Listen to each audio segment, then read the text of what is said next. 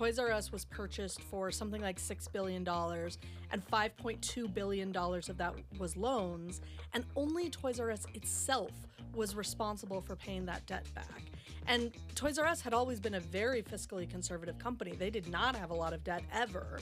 Now, all of a sudden, they were just buried under interest payments, and their private equity owners were not helping them repay that money. And so the reason Toys R Us went out of business was not Amazon. It was the fact that they didn't have any money to compete with Amazon or anybody else because they were so buried under interest payments. Interest payments from a loan that the private equity firm took out to buy them? Correct. Okay.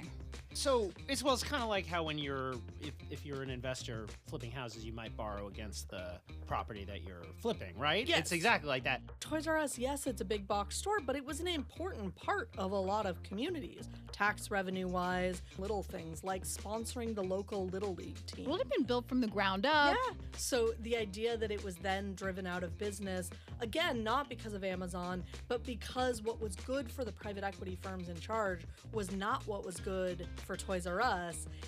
When you end up, I think, with that split in incentives, I'm not making like an anti-capitalist argument here. I actually think it's a violation of free market capitalism to end up with this situation where a parent firm can make all of this money by driving the company it owns into the ground.